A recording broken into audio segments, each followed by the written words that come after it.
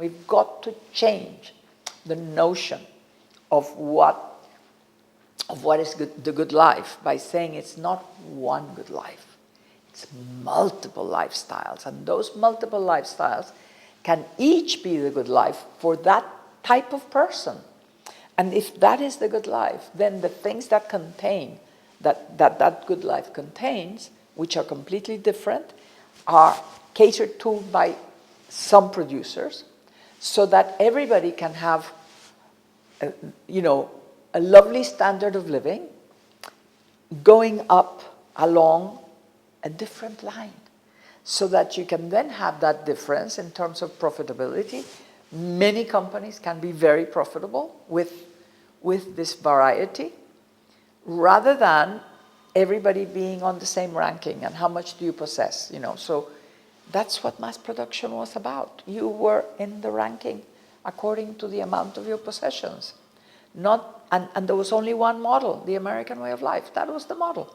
So if you had a house, how big was your house? How many rooms? How many this? If you had appliances inside, how many TVs? How many this? How many that? If you had cars, how many cars? How many in the family have cars? A car for each one? How many garages? How many? And that was going up. And nothing else. And actually, during mass production, being an artist or being, was like an antisocial behavior. Because you were not a proper consumer, and therefore you were seen as an outcast. So when the hippies made their revolution, they actually acted precisely in the way that society had said was bad.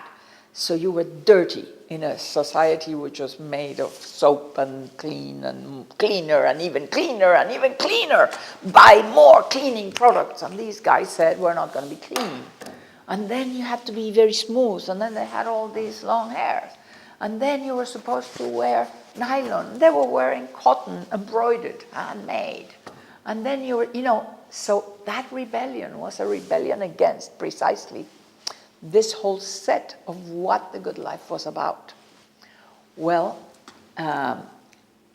this paradigm is about a variety, a great variety, and I think we can rescue identities. We can rescue many of the conflicts that we have today in the world are about people wanting their identity recognized.